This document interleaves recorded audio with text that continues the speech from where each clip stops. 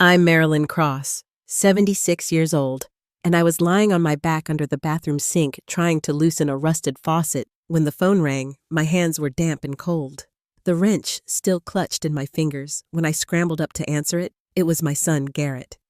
His voice tight enough that I didn't have to ask if something was wrong. I knew whatever came next would hurt. I just didn't know how deep the cut would go when he said the words, "I'm sorry, Mom, but you're not invited to Eldon's wedding." I looked out my window at the birdbath cliff built in '82 and felt like I'd forgotten how to breathe before I go any further. Let me know where you're listening from in the comments and hit that like and subscribe button if you've ever felt like you were pushed aside by your own family. I was born in Montana, raised on a wheat farm where we learned early that you earn your place by showing up and pulling your weight. I met Cliff when I was just 19. He was back from the service fixing fences for my father. By that Christmas, we were married by spring. We had Garrett, and within a few years, we settled in a small house outside Des Moines where Cliff did handyman work, and I took up nursing. It wasn't fancy, but it was solid, steady. We believed in honesty and working hard, in looking out for your neighbors. After Cliff passed 3 years ago, the house felt louder, even when it was quiet. The creaks and groans in the pipes, the hum of the old refrigerator, all reminders of what wasn't there anymore. I still wore his flannel shirts when I worked in the yard. They didn't fit well, but they felt like home. When Garrett told me I wasn't welcome at the wedding, he used words like, "We talked it over, and after what happened at Christmas and Veronica and Pearl's parents." But the only words I really heard were "not invited." Eldon was my first grandson. I was there the night he was born. I held him before his mother. Even did he used to come over on Saturdays, help me clean out the garage or untangle Christmas lights. I gave him his first pocket knife, taught him how to tighten a belt on an old mower. And when he turned 16, I gave him a worn-out book about motorcycles. It wasn't much, but he held it like it was Treasure Eldon's bride Pearl. She came from money. Her family ran some kind of chain stores, and her mother, Victoria, always spoke with that smooth, clipped voice that lets you know she thinks you're beneath her. The first time they came to dinner, she looked around our living room like it was something she'd walk past in a garage sale. I guess things had been building for a while that Christmas. I'd made a comment at dinner. I shouldn't have something about diamonds and compensation, and it landed the way you expect when you say the wrong thing in the right room. Veronica didn't speak to me for weeks. Pearl left early. Victoria turned pale. Garrett just sat there, twisting his wedding band the way he does when he doesn't want to get involved. But none of that prepared me for being cut out not from a dinner or a holiday gathering, but from the wedding itself. I said I understood. But the truth is, I didn't. Not really, and maybe I never would. After we hung up, I went back to the bathroom, sat on the floor, and stared at the wrench. The faucet was still leaking, and the house was still quiet, but something had shifted, not just inside the room, but inside me. Cliff always said, any problem can be fixed if you have the right tools and a little imagination. And maybe he was right. I stood up, walked into the kitchen, and pulled out the notebook we kept by the phone. The one we used to use for grocery lists and car repair dates on the first line. I wrote one word, surprise. What I had in mind wasn't revenge, and it wasn't about forcing an invitation. It was about something else entirely, something bigger, something that might just remind my grandson who I am and what we've shared, and if nothing else, maybe it would make sure that even if I wasn't at that wedding, no one there would forget me. Lennox pulled up right on time, just like he always had. I was already waiting out front in Cliff's old flannel, the one with the worn elbows.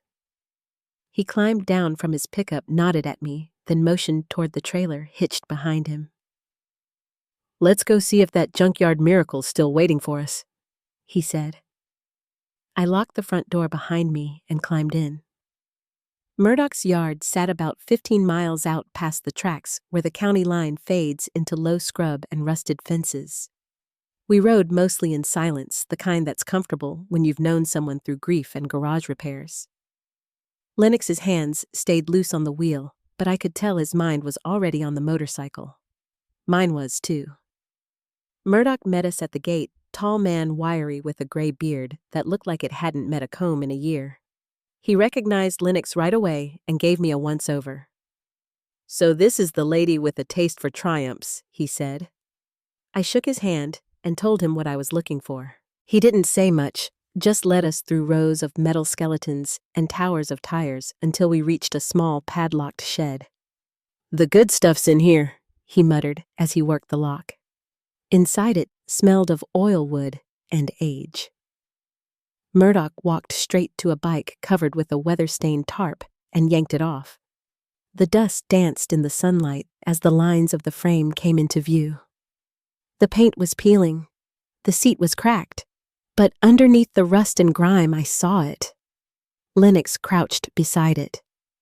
"It's a '68 Bonneville, Tiontumati, and it's been sitting a long while." He wiped a finger across the tank. "Still has the original Triumph badge." "How much?" I asked. Murdoch crossed his arms. "Not for sale?" "Everything's for sale," I said. He hesitated, then scratched his beard. $1,000. That's only because Lennox vouched for you." I felt my stomach tighten. That was nearly everything in my rainy day savings. I countered. He pushed back. "We landed at 9:25. As I shook his hand, I knew I'd just made the biggest purchase since Cliff passed. And I didn't regret it for a second. Back in the truck, Lennox glanced at me. "You know restoring that bike's not like fixing a leaky faucet, right? I've got 3 weeks and about $300 left for parts," I said. "We'll figure it out." He sighed, but I caught the hint of a smile in his eyes. "Well, you always were the stubborn type." That night, I cleared out the garage. Boxes, tools, old gardening gear, it all went into a corner. I found Cliff's technical manuals and laid them out like blueprints for a war I hadn't planned on fighting. The next morning, I packed up the pearl necklace he gave me for our 20th anniversary and took it downtown. The pawn shop gave me $650. It was less than I'd hoped, but more than enough to keep the plan alive. By the time Lennox rolled the bike into the garage the following morning, I had a list of needed parts, a pot of coffee brewing, and my sleeves rolled up. We got started right away. The frame was rusted but solid. The engine was better than expected. The transmission, though, was a mess. We'd need to replace the clutch entirely, maybe the gearbox, too. We worked in long stretches, taking our meals in the driveway, our breaks on old crates in the shade. Lennox was methodical. I was determined. Every evening I went to bed with grease under my nails and a kind of aching pride I hadn't felt in years. One afternoon, I ran into Martha Donovan at the supermarket. I asked about her daughter who did wedding flowers. "Carol's doing the arrangements for the Hackett girls' wedding," she said, glancing at me carefully. I just nodded and said I was glad for her. Martha didn't ask if I was going. She didn't have to. A few days later, I needed a specific adhesive for the seat cover. Joseph at the pharmacy had ordered it special. I was waiting at the counter when I heard a voice behind me asking for something for headaches. I turned and saw Pearl. She didn't see me at first, but when I called her name, she turned quickly, a flash of surprise on her face. "Mrs. Marsh," she said, clutching her bag. "I didn't expect." "Small town," I replied. "Wedding planning going all right?" She smiled, polite but tense. "It's a lot, but it's all coming together." I asked about Eldon, told her to give him my best. She hesitated, then nodded. "He talks about Cliff sometimes," she said. "I wish I could have met him. He would have liked you." I said, truthfully enough. He always said kindness and smarts mattered more than money or polish. Her phone rang. She glanced at the screen and winced. "It's my mother. I'm sorry." "Of course," I said. "Take care, Pearl." She stepped away and I paid for the glue. Joseph leaned in as he handed me the bag. "You know the Hacketts," he said in a low voice. "They want everything just so. Always have." I nodded. "That much is clear." Back at the garage, I told Lennox what happened. "Think it's her idea to keep you out?" he asked, tightening a bolt. "I think it's more about her mother and appearances." He chuckled. "Then it'll be real fun when that perfect little wedding has to make room for a 77-year-old grease monkey and a motorcycle that outclasses every centerpiece they bought." We kept at it. The engine came together. The parts arrived in waves. Some days we made progress. Others, we hit setbacks. But we never stopped. The paint job was planned for the final week. We chose deep blue with silver detailing. Not factory standard, but Lennox said it would knock your socks off. 5 days before the wedding, we were ahead of schedule, until I ran into Martha again. She looked concerned. "You didn't hear? They moved the wedding up. It's in 3 days." The paint wasn't dry. The electrical still needed work. We hadn't even touched the final assembly. That night, I sat in the garage alone, staring at the parts laid out like puzzle pieces on the bench. 3 days, no room for mistakes, no time for hesitation. In the quiet, I ran my fingers over the gas tank, imagining Eldon's hands doing the same. I pictured his face the day he first showed me a photo of a Bonneville. He couldn't have been more than 16. He said it was the most beautiful thing he'd ever seen. I looked around the space Cliff had once called his castle of scrap and miracles. It was my space now, my fight, my gift. Tomorrow, we'd work before dawn and keep going until it was done. We didn't have a choice. The morning after Martha told me about the new wedding date, I was in Lennox's driveway before the sun was up. The air was damp cool on my arms, and the porch light cast long shadows across the garage. He answered the door in an old t-shirt and pajama pants, squinting at me like I was the newspaper boy from 100 years ago. I held out the thermos. "Coffee's strong. No time for sleeping in." He took a sip, made a face, and nodded. "Let's go check the paint." Inside, the motorcycle's parts were laid out across old sawhorses and folding tables, each one carefully propped and protected from dust. Lennox leaned in and touched the tank. "Still a little soft," he said. "Needs more time." "We don't have it," I said. He didn't argue.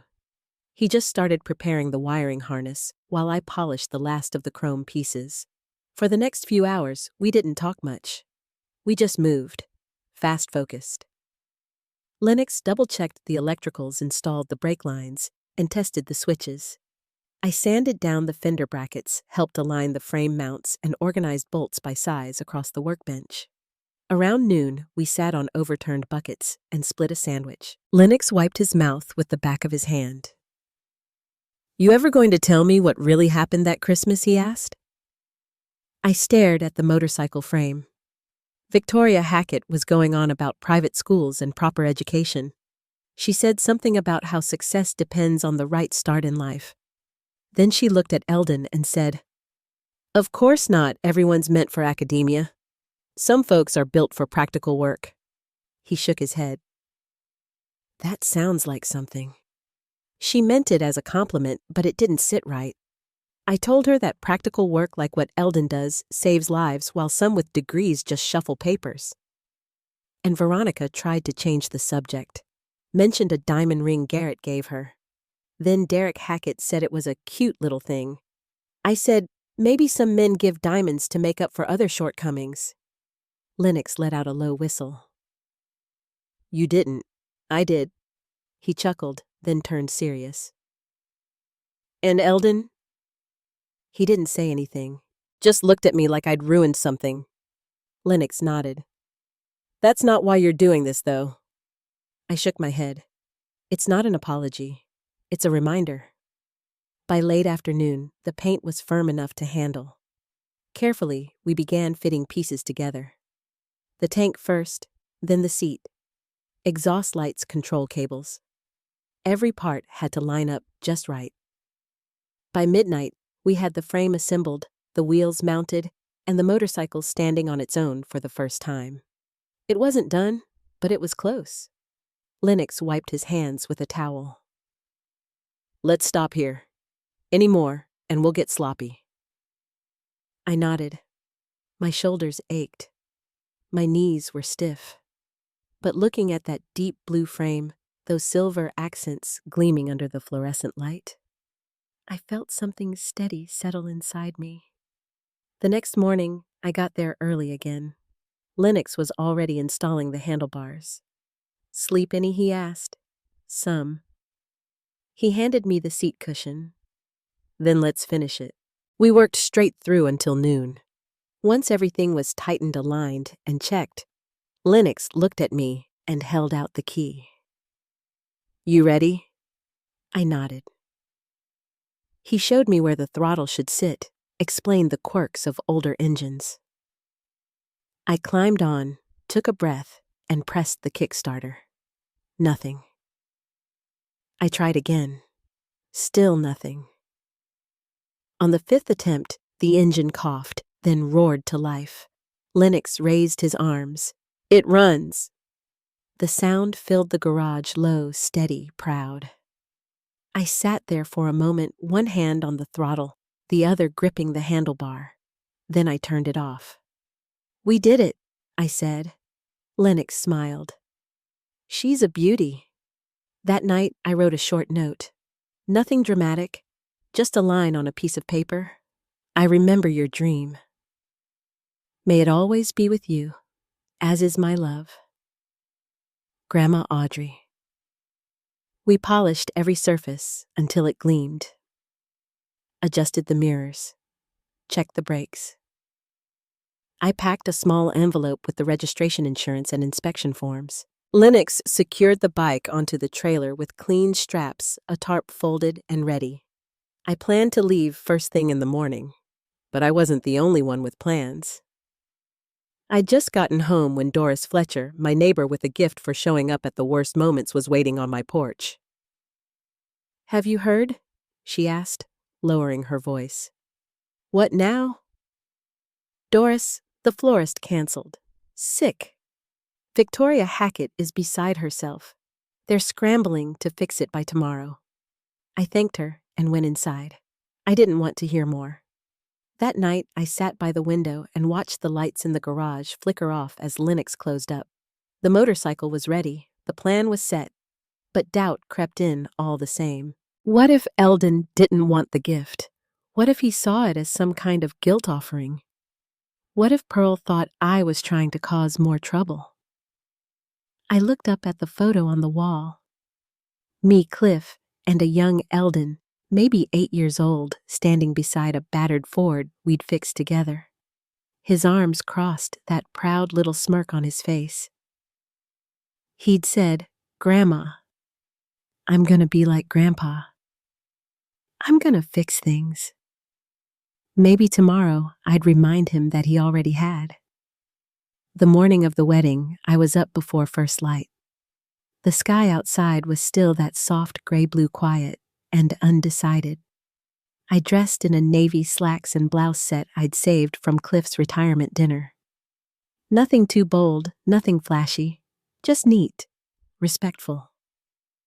I packed the envelope, the note, and a clean polishing cloth in my purse, then double-checked the tie-downs on the trailer one last time. Lennox pulled up just before 7. He didn't say much, just gave a thumbs up and climbed into the truck. We drove in silence most of the way. The road to the Hackett's estate wound past horse farms and country homes with too many windows, the kind of place where weddings got published in glossy magazines. When we pulled into the service entrance, I could see the tent already up on the back lawn, white wide, trimmed with blue bunting. Uniformed staff moved between flower stands and a line of white chairs arranged in a horseshoe. Tables were being dressed in linen. A man with a clipboard pointed at someone dragging a cooler too slowly.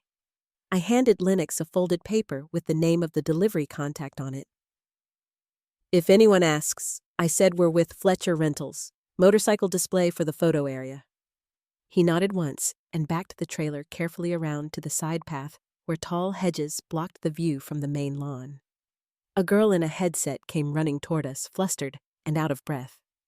"You're with the display, right? Go around the long way behind the catering tent. We're tight on space."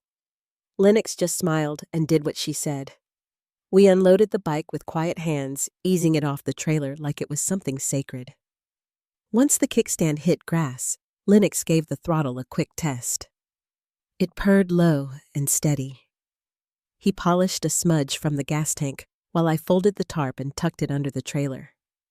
When it was done, I placed the envelope on the leather seat tucked beneath the handlebar. The note inside was simple. I didn't sign it. I didn't need to. The planner returned her clipboard, now covered in color-coded tape. "Looks good," she said distractedly, then turned to someone else and shouted something about chair covers. That was our cue. We left the motorcycle parked by the corner of the tent, half in the sun, just far enough from the seating to feel intentional. A quiet display. A tribute. Nothing more. Back in the truck, I sat very still while Lennox drove. We crossed the county line before he finally spoke. "You think they'll know it was from you?" "They'll know." When I got home, I put the coffee on and tried to settle. I baked a pan of cornbread and set a pot of beans on the stove like it was any other Saturday. But every few minutes, I found myself glancing at the clock, imagining the moment they'd see it. Would Eldon find it first? Or Pearl? Maybe one of the photographers trying to set up a shot would notice the note and hand it over. The phone didn't ring. I didn't expect it to. Still, every time it stayed quiet, something small inside me folded just a little tighter. That evening, I walked out to the garage and turned on the light. The space looked empty without the bike. I swept the floor, rearranged a few tools. I found the bolt jar Cliff had labeled mystery sizes and turned it over in my hands for a while. Around 10, I turned off the lights and went back inside. I left the porch light on, just in case. The next morning, the knock came early. Firm quick. 3 taps. When I opened the door, Eldon was standing there. He looked older than I remembered, in a dark blue suit tie loosened at the collar. His eyes were red. His hands were empty. We didn't say anything for a long time. Finally, he said, "How long did it take you to fix it?" 3 weeks, I said. "Give or take?" He nodded, looked down at the porch boards beneath his feet. "You did all that? Just to remind me?" "No," I said. "To give you what you always wanted. You were 16 when you showed me that picture. You said, 'One day, Grandma, I'm going to ride one of these.'" I remembered. He blinked fast, swallowed hard. "Pearl?" She cried when she saw it. Said it was the most beautiful thing at the wedding. Her dad tried to move it out of the way, said it didn't match the aesthetic. She told him to leave it alone. I nodded. Good for her. He reached into his jacket and pulled out the envelope. The note was still inside. He unfolded it slowly like he was reading it again for the first time. "I didn't know you'd come," he said. "I thought after Christmas, I wasn't invited." His jaw tightened. That wasn't fair. "No," I said. "It wasn't." We stood there for a moment longer, the morning light creeping across the porch. Then Eldon stepped forward and hugged me. Not quick, not polite. A full, quiet, 2-armed hold like he used to give me when he was small and the world felt too loud. When he pulled back, he said, "Can I come in? Coffee's on?" He followed me inside, and we sat at the kitchen table like no time had passed. I poured 2 mugs and set out the cornbread I'd wrapped up the night before. He reached for a slice, paused, and said, "Pearl's already talking about riding lessons. She wants to learn how to shift gears herself." I smiled. "Tell her she's got good instincts." "I will." We didn't talk much after that. We just ate. The quiet was a different kind this time, easy warm. A door swinging back open. The Tuesday after the wedding, I got a call from Lennox just after breakfast. "Got a strange request," he said. "Someone from the Hackett side wants to see the bike again. Girl named Sabrina works in design. Said she was obsessed with it." I smiled into the receiver. "Let her. Just make sure she doesn't touch anything without gloves." He chuckled. "Already told her." The rest of the week passed slow and steady. I cleaned out the back pantry, dropped off a box of old linens to the donation center, and baked a batch of gingerbread for the church raffle. Nothing remarkable. But on Friday afternoon, as I was trimming rose bushes in the front yard, Pearl's car pulled up to the curb. Eldon got out from the passenger side. He walked up the drive with something folded in his hands. "We had this printed," he said. "Thought you might want one." It was a photograph, 8x10, glossy. Pearl, in her wedding dress, standing next to the motorcycle, her hand resting on the seat. Eldon beside her, one arm around her shoulders. They were both smiling. "You can see the whole tent in the background," he said. "People didn't even notice the flowers anymore." I ran my fingers along the edge of the frame. "You both look happy." We were. Pearl joined us on the porch. She carried a small gift bag and handed it to me. "Just something little," she said, "for all the work you did." Inside was a pair of leather driving gloves, soft brown, unlined. "There for when you ride with us," she said. Eldon grinned. "You think she's getting on the back of that bike?" "She will if I'm driving," Pearl said, and the three of us laughed. Later, they stayed for lunch. I reheated a casserole and sliced some fruit.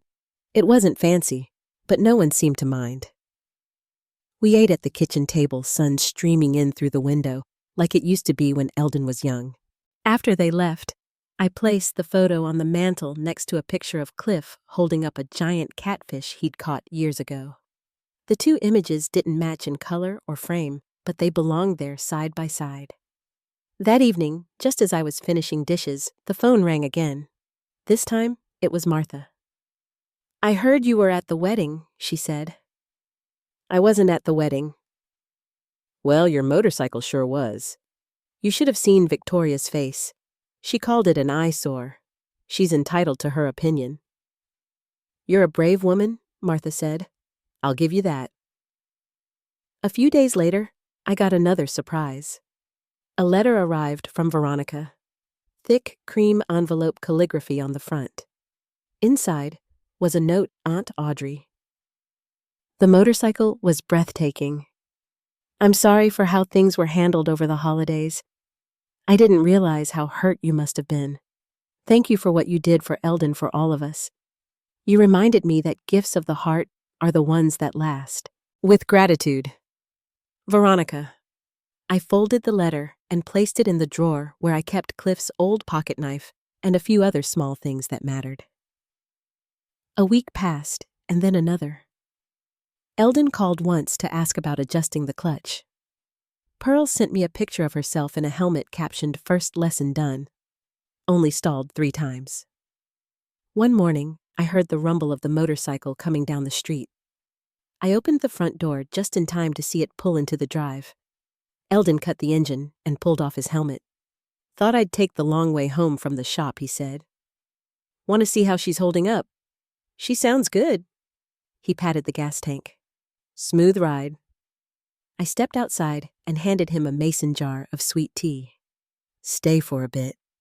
He nodded and leaned the bike onto the kickstand. We sat on the porch swing, watching the breeze lift the branches across the yard.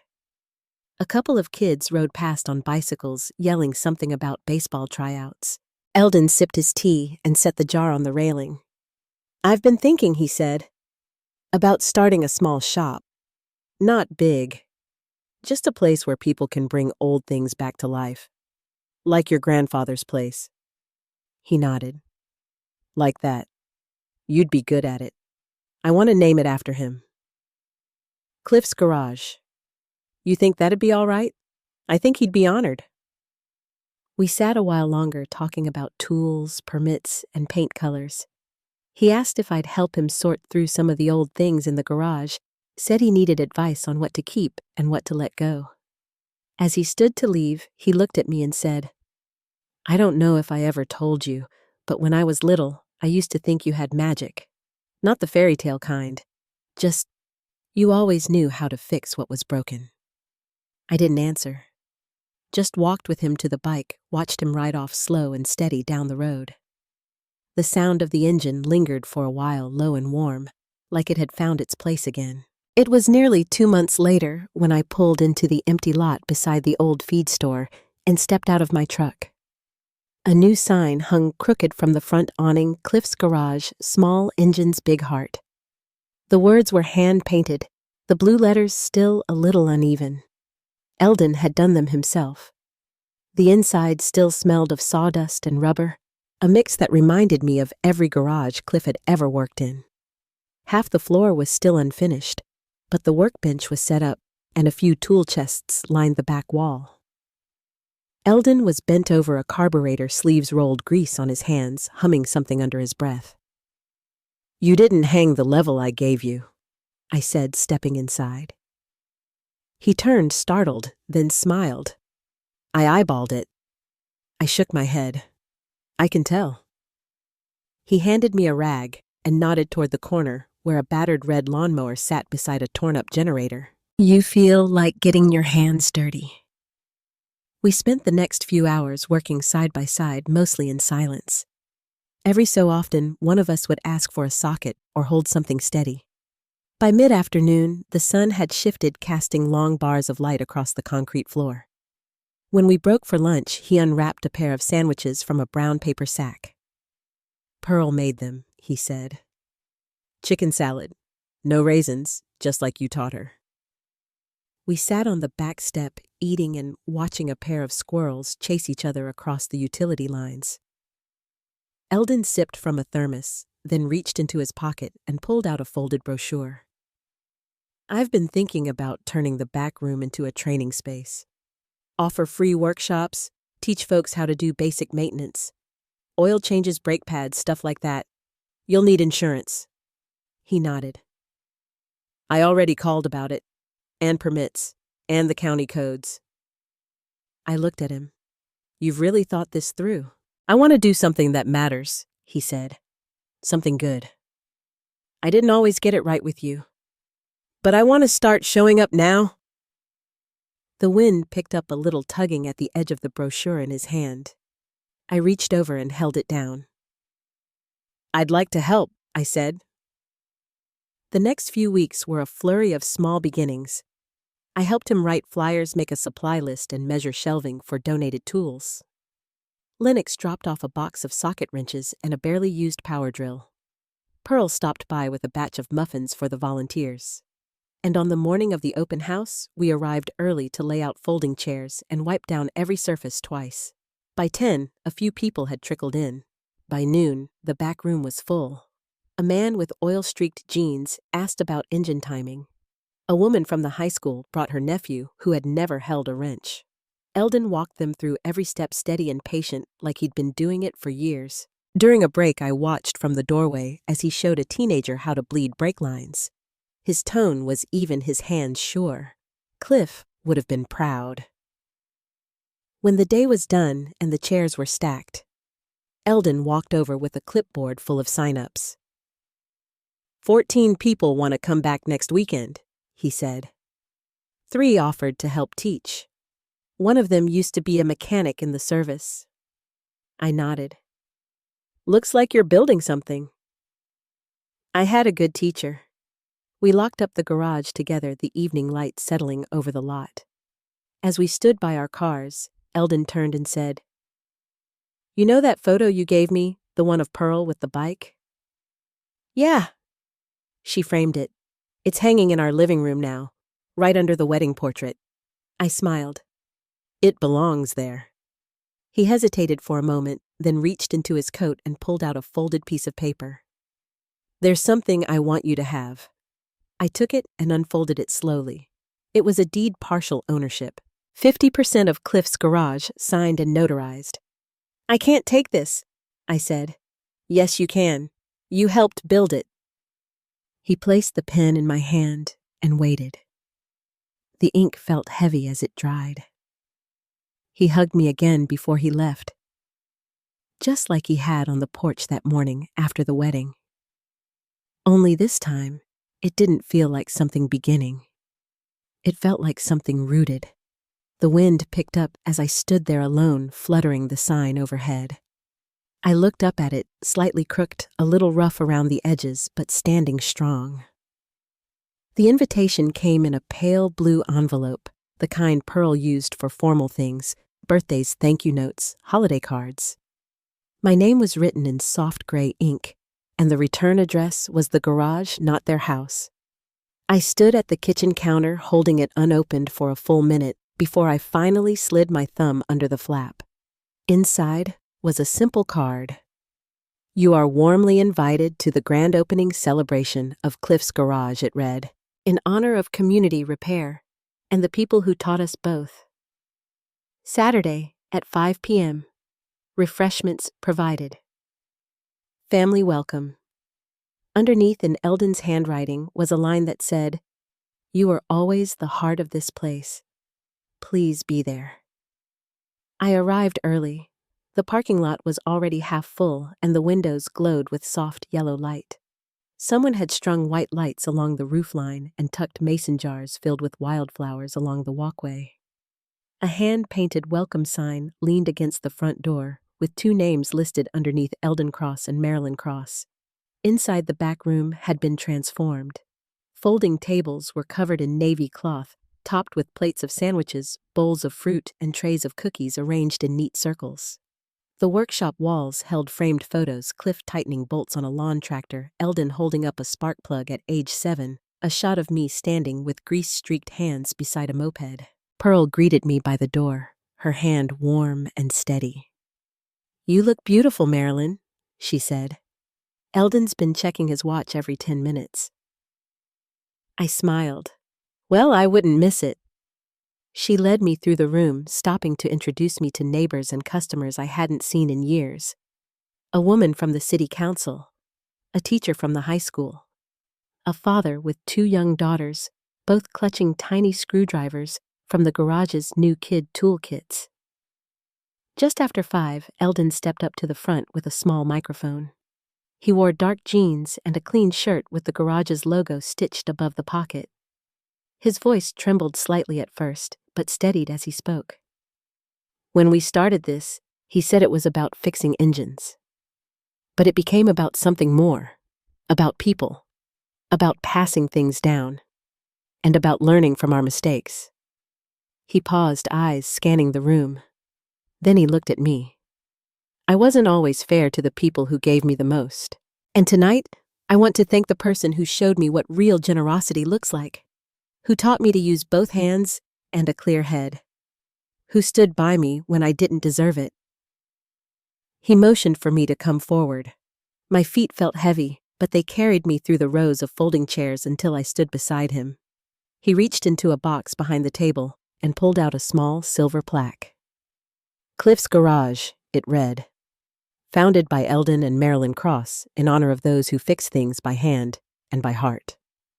He handed it to me, and the applause that followed felt like a blanket wrapped around my shoulders. After the ceremony, we stepped outside for air. The sky had darkened into a soft blue-gray, and the first stars were peeking through the trees behind the lot. Eldon leaned against the side of the building, his hands in his pockets. "I never told you this," he said, "but when I was 12, I used to sneak into the shed and try to copy the way Grandpa tightened bolts. I'd listen to the way he explained things to you, the way you listened back. I remember those nights," I said. "He thought you were asleep." "I was supposed to be." He smiled. But I didn't want to miss it. We stood in silence a moment, just listening to the sounds from inside, the murmur of voices, the clink of glasses, the creak of old wood settling. "I think he would have liked this place," Eldon said. I nodded. He would have loved it. From the doorway, Pearl called out that dessert was being served. Eldon turned toward the door, then looked back. "Come in when you're ready," he said. "They're passing around the guest book. I saved you the first page." I stayed outside a minute longer, watching the light spill through the windows. Then I turned toward the door, the plaque still in my hands. I signed my name on the first page of the guest book, then sat for a moment with the pen resting between my fingers. The room had quieted some. People were still chatting in small clusters, but the noise had settled into a low, comfortable hum. Pearl was near the dessert table slicing lemon bars with the same care she used to trim rose stems in her garden. Eldon stood across the room laughing with a customer over something written on an old invoice framed near the register. He looked at ease, grounded in a way I hadn't seen in years. I slipped the guest book back onto the table and stepped outside again, just to breathe. The sky was darker now, a deep slate blue fading to black at the edges. Crickets had started up their evening chorus, and a breeze moved through the cottonwoods at the edge of the lot.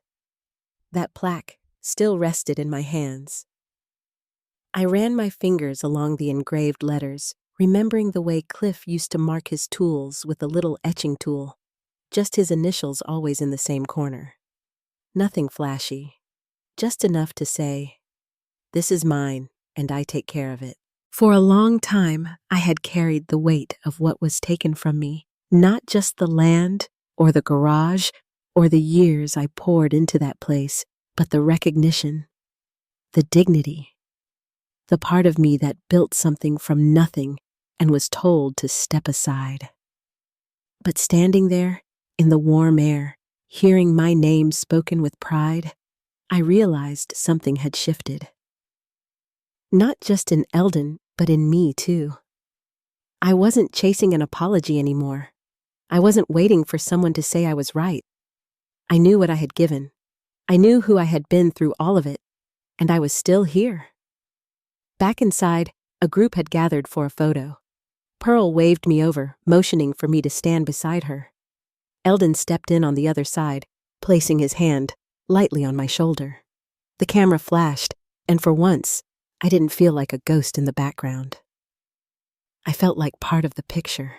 Later, as people filtered out and chairs were folded and lights began to dim, I helped sweep the floor just like I used to after long days in the workshop. Eldon brought out 2 mugs of coffee, one black one with a splash of cream, just how I liked it, and we sat on the steps out front watching as the last cars pulled away. He turned toward me, the lines around his eyes softened by the porch light. "I don't think I ever said thank you." "Not really." "You just did," I said. He nodded, then reached into his jacket pocket and handed me a small cloth pouch. Inside was a key, simple brass worn at the edges. "It's for the back office," he said. "Your name's on the lease now. I want it to be ours. Not just in spirit." I didn't say anything right away, just held the key in my palm, feeling its familiar weight. Sometimes, justice doesn't come in loud declarations or courtroom victories. Sometimes, it arrives quietly, through a gesture, a shift, a name finally spoken with truth.